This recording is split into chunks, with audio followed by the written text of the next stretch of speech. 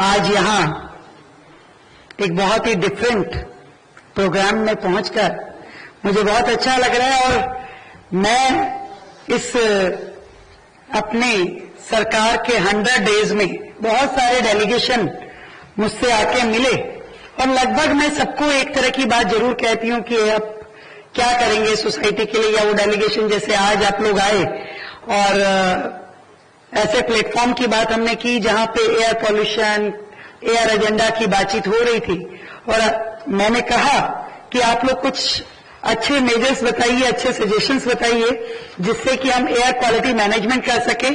तो मुझे खुशी है इस बात की कि आप सब ने जो ये राइटिंग में मुझे दिया, I am very much happy कि आप सब ने एक अच्छे समाधान जो दिल्ली के लिए हो सकते हैं उन्हें देने का कष्ट किया। Thank you so much. मैं चाहूंगी कि एक बार जोरदार तालियां इस फोरम के लिए, इस प्लेटफॉर्म के लिए। आज यहाँ पर आदरणीय एन.के. सिंह जी उपस्थित हैं, हमारे अश्विनी महाजन जी हैं, अनिल कांत जी हैं जो मंच पे मेरे साथ बैठे हैं। बहुत बड़ी कंसेप्ट है एयर एजेंडा हम बात कर रहे हैं। मैं कई बार सोचती हूं ईश्वर ने जो चीज हमें बिल्कुल फ्री ऑफ कॉस्ट दी, धीरे धीरे हम उसकी वैल्यू भूल गए। हवा दी, पानी दिया, ग्रीनरी दी, फल दिए, पेड़ दिए, जिसमें हमारा कुछ लगा नहीं। कई बार ऐसा लगता है कि मानव मात्र को, ह्यूमन बीइंग को जब तक वो पे ना कर देना कुछ उसको वैल्यू समझ में नहीं आती। एक जनरल कंसेप्ट है। जब धीरे धीरे चीजों की स्कार्सिटी होने लग जाती है, जब वो हमसे दूर चली जाती है, तब हमें लगता है कि यार ये कुछ हमने खो दिया। फिर हम दौड़ते हैं उसके पीछे उसे पाने के लिए। और शायद यही हाल हवा का भी है, पानी का भी है और ग्रीन एनवायरनमेंट का भी है। कहीं जीवन की इस दौड़ भाग की जिंदगी में हमने ध्यान ही नहीं दिया कि हम किस चीज को खो रहे हैं। अभी आपने मुझसे कहा कि गवर्नमेंट को क्या करना चाहिए। Yes, very much true. Government को क्या करना चाहिए आपने सजेस्ट किया, गवर्नमेंट डेफिनेटली डू दिस, पर सोसाइटी को क्या करना चाहिए, ये भी एक बड़ा प्रश्न है। आज यदि हम इन चीजों का ध्यान रखें तो शायद गवर्नमेंट को इस इमरजेंसी, इस अलार्म को काम करने की जरूरत ना पड़े। हमने कहां इस एयर पॉल्यूशन को रिसीव कर लिया, कहां उस स्वच्छ हवा को खो दिया। कोई सरकार ने उसे खराब नहीं किया, वो खराब करने वाले लोग आप और हम ही थे, जिसने धीरे धीरे करके पूरी दिल्ली शहर की इस हवा को प्रदूषित किया। बहुत सारे सजेशन आपके इसमें हैं और मुझे खुशी है कि आज सरकार के 100 दिन पूरे हुए हैं और मैं इस प्लेटफॉर्म पे खड़ी हूं, तो मैं जरूर सरकार का एजेंडा बता पाऊंगी कि 100 दिन में हमने जो प्लान किया है या हम जिस दिशा में आगे बढ़े हैं, और विशेष रूप से एयर पॉल्यूशन को कम करने के लिए दिल्ली में जिस और हम चल रहे हैं, मैं जरूर बताना चाहूंगी। बहुत सारी चीजें तो जो आपने कही हैं, लगभग जब हम अलग अलग लेवल पे एक्सपर्ट्स के साथ बैठे तो यही ध्यान में आया कि ये जो एयर पॉल्यूशन है इसके कंपोनेंट क्या क्या हैं। तो डेफिनेटली व्हीकुलर पॉल्यूशन एक बड़ा सेगमेंट है। जब गाड़ियां सड़कों पर दौड़ती हैं उसमें पेट्रोल की, डीजल की, सीएनजी की कारें होती हैं, कई बार उसकी एंड ऑफ लाइफ वाली गाड़ियां भी होती हैं, वो आपकी हमारी होती हैं, पर हमारा मोह उन गाड़ियों से जाता नहीं है। हम कहते हैं नहीं, जब तक सरकार सख्ती ना करे तब तक हम उन्हें छोड़ते नहीं हैं। और शायद यहीं से गवर्नमेंट का काम शुरू होता है। जहां हम अपना रोल प्ले करना बंद कर देते हैं, वहां से गवर्नमेंट का रोल प्ले शुरू होता है। तो इसलिए वो गाड़ियां जो एंड ऑफ लाइफ हैं, जो अपनी जिंदगी पूरी कर चुकी हैं, जो पॉल्यूशन की कैटेगरी में आती हैं, उनको खत्म करना, उनको स्क्रैप करना सरकार का दायित्व है। Yes, we will do that. हमने उसकी पूरी योजना बनाई है। हमने ये भी प्लान किया है कि कोर्ट के भी ऑर्डर है कि जो व्हीकल्स अपनी लाइफ पूरी कर ले, उनको पेट्रोल भी ना दिया जाए, उनको डीजल भी ना मिले, वो लोग उन व्हीकल को स्क्रैप किया जाना चाहिए, उनको नोटिस जाने चाहिए। We are doing that. पर बाकी व्हीकल्स जिनका अभी लाइफ बाकी है, क्या करना होगा? हमने एज ए गवर्नमेंट ये प्लान किया कि जो पब्लिक ट्रांसपोर्ट है, सबसे पहले फेज में उस पब्लिक ट्रांसपोर्ट को हम ईवी पे लेके आए, इलेक्ट्रिक व्हीकल्स। और इस दिशा में मुझे खुशी है ये कहते हुए कि सरकार ने अपने इस 100 दिन के छोटे से कार्यकाल में पहली 400 इलेक्ट्रिक बसेस पब्लिक ट्रांसपोर्टेशन में सड़कों पे उतारी, जिनका नाम हमने रखा देवी, दिल्ली इंटरकनेक्टर लोकल व्हीकल। तो ऐसा देवी के नाम से हमने इन बसेस को दिल्ली में लॉन्च किया। और ये भी मैं बता सकती हूं कि by the end of this year हम लोग 2000 और बसेस को इसमें डालने वाले हैं और धीरे धीरे करके 2028 तक पूरा का पूरा पब्लिक ट्रांसपोर्ट में जितनी भी हमारी बसेस हैं उसको हम इलेक्ट्रिक मोड पे ले आएंगे। और उसके लिए पूरा ईवी का जो सिस्टम है चार्जिंग स्टेशंस का, उसको भी हमने डेवलप कर लिया है। और हमारा टारगेट है कि हम 4,30,000 चार्जिंग स्टेशन पूरे दिल्ली शहर में बनाएंगे, जो बड़ी मात्रा में दिल्ली में बनने भी शुरू हो गए हैं। चाहे तो ताली बजा सकते हैं। एक बड़ा प्रोजेक्ट है, ये एक बड़ा विजन है कि पूरे शहर को इलेक्ट्रिक व्हीकल पे लेके जाना। पब्लिक ट्रांसपोर्ट को तो हम कर भी लेंगे, पर व्हाट अबाउट प्राइवेट सेक्टर? उनके लिए हमने सोचा कि जो स्कूटर्स हैं, जो गाड़ियां हैं, उनको हम सब्सिडी दें। और एक बड़ी और नई इलेक्ट्रिक व्हीकल पॉलिसी हम लेकर के आने वाले हैं, जिसमें हम पूरे शहर के सभी जनता को निवेदन करेंगे कि आप अधिक से अधिक जब भी नया व्हीकल खरीदें तो वो आप इलेक्ट्रिक खरीदें, जिस पे सरकार की ओर से बड़ी सब्सिडीज आने वाले समय में दी जाएगी। आप ये भी सोच सकते हैं कि मैं आपको इनवाइट कर रही हूं कि आप इस बिजनेस में जाएं, स्कूटर बनाएं, गाड़ी बनाएं, ट्रेडिंग करें, डीलरशिप करें, खरीदें। पर इस पूरे मिशन के साथ में आप सब लोग जुड़ सकते हैं। तो ये पब्लिक ट्रांसपोर्ट प्राइवेट ट्रांसपोर्ट की दिशा में इसके लिए जो इंफ्रास्ट्रक्चर चाहिए, जो आईएसबीटीज जो हमें चेंज करने हैं, जो बस डिपोज हमें इलेक्ट्रिक सर्किट्स लगाने हैं, जिस तरीके से पूरी की पूरी व्यवस्थाओं को इलेक्ट्रिक मोड पे लेके जाने के लिए जो जरूरत है, उसके लिए सरकार पूरी तरीके से तैयार है। और जैसा मैंने बताया कि पहली लॉट जो है बसेस की वो सड़कों पे चल रही है, आपको भी दिखाई देंगी यहाँ वहाँ ग्रीन कलर की बसेस जिसपे देवी लिखा होगा और आदरणीय मोदी जी की उसपे फोटो भी होगी। तो आप जरूर इस बार ध्यान दें तो उसको देखिएगा।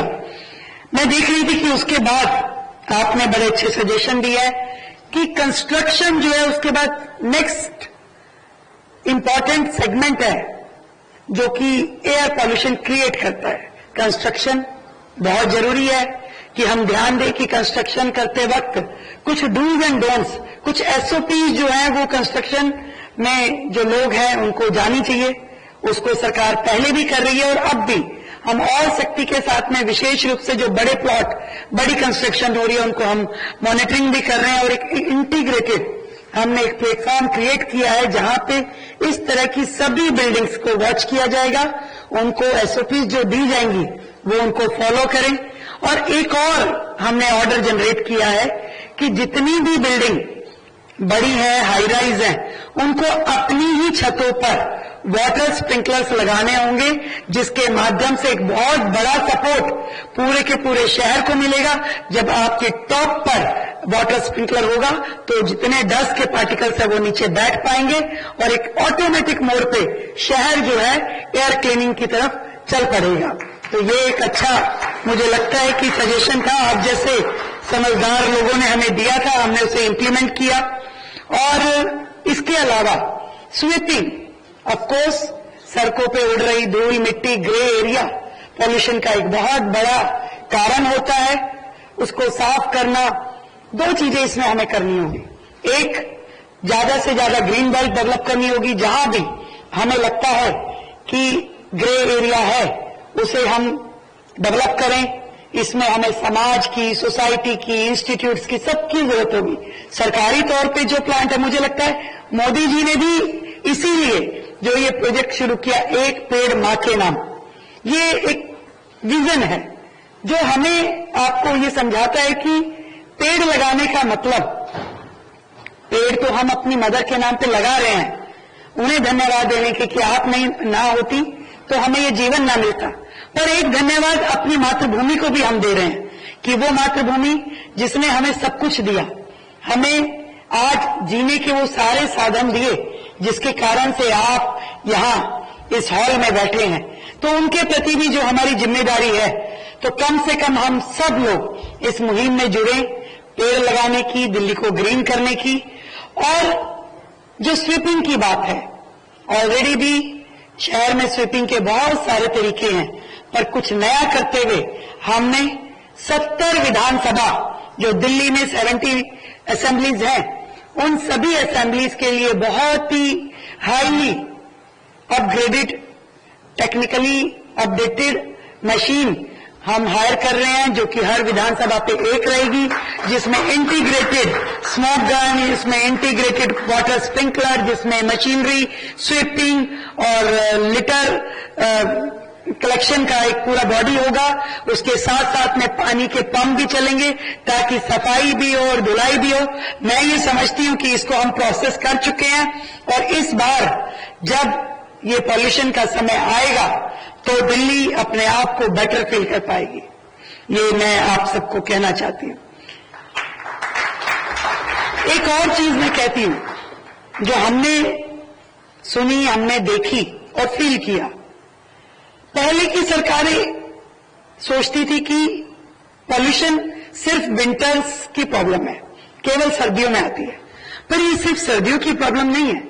सर्दियों में जरूर हवा ठहर जाती है, उसके कारण से हमें ज्यादा पॉल्यूशन फील होता है। फिर हमारे यहाँ कोर्ट्स सुआ मोटो बहुत सारी चीजें संज्ञान में लेते हैं, फिर जैसे ही वो एक लेवल पे आता है तो कोर्ट जो है ग्रैब लगा देती है। ग्रैब के कारण से हम सब अवेयर हो जाते हैं, अरे भाई पॉल्यूशन बढ़ गया है, ग्रैब लग गया। क्यों? क्योंकि कंस्ट्रक्शन रुक जाती है, कंस्ट्रक्शन रुक जाती है, आपकी सारी एक्टिविटीज रुक जाती हैं। पर ये जो काम है एयर पोल्यूशन को टैकल करने का, इस पे काम करने का, मुझे लगता है कि ये 12 महीने का काम है। आप जनवरी से लेकर दिसंबर तक आपको लगातार एयर की क्वालिटी रिफॉर्म करने के लिए काम करना पड़ेगा, और इसी दिशा में काम करते हुए दिल्ली की आपकी अपनी सरकार ने 1000 वाटर स्प्रिंकलर्स हायर किए हैं, जो 12 महीने, पूरा का पूरा 12 महीने सड़कों पे पानी का छिड़काव, स्मोक गन से काम करते हुए नजर आएंगे। और उसमें भी हमने कोशिश की है कि इन मशीन्स की वजह से कोई ट्रैफिक हर्डल ना हो, इसलिए अर्ली मॉर्निंग और लेट नाइट ये सड़कों पे काम करेंगे। तो मुझे लगता है कि दिल्ली में इन चीजों से बहुत मदद मिलेगी। एक और चीज जिस पे आपने ध्यान दिलाया है, कूड़ा जो जलाते हैं लोग, या जो अंगीठी जला लेते हैं, जो हमारे थोड़ा सा क्लस्टर एरिया या लो इनकम एरिया है, हो सकता है उनके पास आज भी गैस और चूल्हा ना हो, वो अपनी अंगीठी जला के, अपना चूल्हा जलाकर ही अपना गुजारा करते हैं। That is very much true. हम सबको इस और भी काम करना पड़ेगा, गवर्नमेंट भी करेगी, पर मैं आप सबसे भी निवेदन करती हूं, आज जिन सोसाइटीज में हम रहते हैं वहां पे जब वॉचमैन रात को लकड़ी जला करके अपनी सर्दी भगाने के लिए आग सेकता है, तो हम भी जो इतने सारे आप सोसाइटी के लिए अच्छे अच्छे काम करते हैं, एक चीज जरूर कर सकते हैं कि एक हीटर से गिफ्ट दे सकते हैं कि भाई धुआं ना हो, और इस पॉल्यूशन के कारण से मैं, मेरी फैमिली और बाकी सब लाखों लोग परेशान ना हो, तो एक हीटर मेरी ओर से आपको गिफ्ट। तो ऐसा ड्राइव यदि हम शुरू करते हैं तो मुझे लगता है कि दिल्ली भर में हम सभी RWS को ये बोलेंगे, हम सभी सोसाइटीज को बोलेंगे कि जहां लोग कंबल और बिस्तर और इस तरह की चीजें सर्दियों में डोनेट करते हैं, वहां पे इलेक्ट्रिक हीटर भी डोनेट करना शुरू करें, और सरकार भी इसको पूरी तरीके से जहां जहां हम कर सकते हैं उनको जरूर इलेक्ट्रिक हीटर पहुंचे, गैस चूल्हा पहुंचे, ताकि हवा में धुएं की मात्रा कम हो। और जो कूड़ा जलाते हैं, that is for sure government will take strict action against them.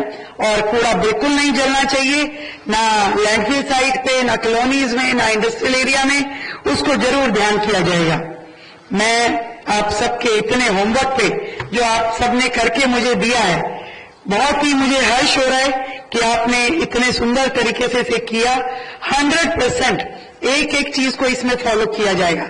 एक और चीज आपने कही है, मलबा मैनेजमेंट।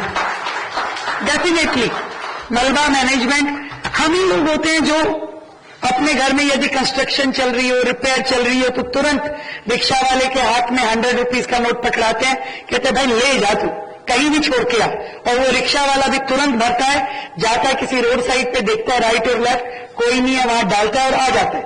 तो ये हम ही लोग हैं जो सड़कों पे मलबा भी फैलाते हैं। पर सरकार के नाते हम लोग लगातार मलबा हटाने में, कूड़ा साफ करने में, दिल्ली को स्वच्छ रखने में एकमात्र लक्ष्य के साथ कि दिल्ली पॉल्यूशन फ्री होनी चाहिए, साफ सुथरी होनी चाहिए, ग्रीन होनी चाहिए, और ये सब काम हम सब मिल करके करें। मैं एक बात कहती हूं, अनिल जी हमारे आरएसएस के बड़े अधिकारी हैं, हमेशा समाज सेवा में लगे रहते हैं। महाजन जी भी इसी तरीके से सोसाइटी के वेलफेयर की हमेशा चिंता करते हैं।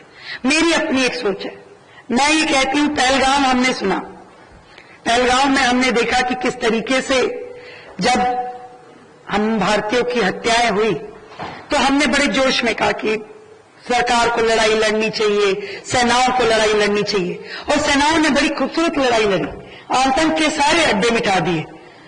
सेनाएं लड़ रही है, देश की रक्षा कर रही है, सरहद पे खड़ी है, और हम क्या कर रहे हैं?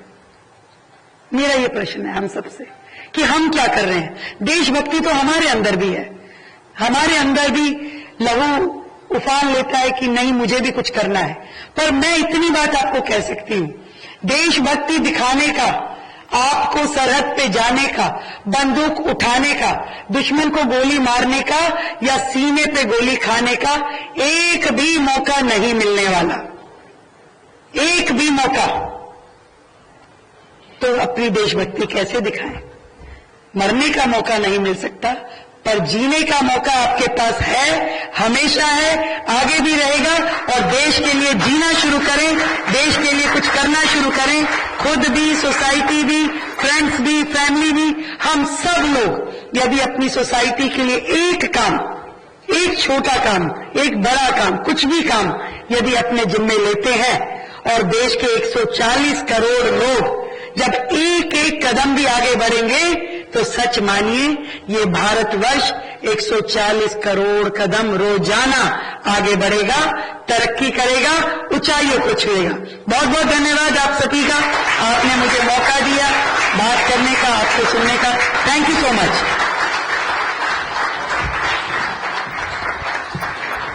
अरे मुझे आप सबका तो पता नहीं, मेरे तो रोंगटे खड़े हो गए। बहुत बहुत धन्यवाद आपके पैशन का, कंपैशन का। आई एम श्योर जितने भी लोग यहाँ आपकी बात सुन रहे थे, अपनी देशभक्ति आज ही से शुरू कर देंगे, दिखानी भी और अमल में लानी भी। रेखा जी, आपकी उपस्थिति का हम थोड़ा फायदा उठाना चाहते हैं। हमारे कुछ नॉलेज पार्टनर्स थे जिन्होंने आज हमारे साथ काफी मेहनत करी है ये डिस्टिल डाउन करने के लिए, तो हम उनके लिए एक ग्रीन प्लांट जो है उनको देना चाहते हैं, और उन सबकी इच्छा थी कि आपके हाथों से ये सब करें। तो मैं रिक्वेस्ट करता हूं, पहले तो अपने जो ऑर्गेनाइजिंग टीम के सदस्य हैं, भूपेंद्र भल्ला जी, रजनीश कुमार जी। भूपेंद्र भल्ला जी MNRE के पहले सेक्रेटरी थे भारत सरकार में, उससे पहले दिल्ली गवर्नमेंट में होम सेक्रेटरी रहे हैं और हेल्थ सेक्रेटरी का कार्यभार संभाला है, और कोविड के दौरान इन्होंने एक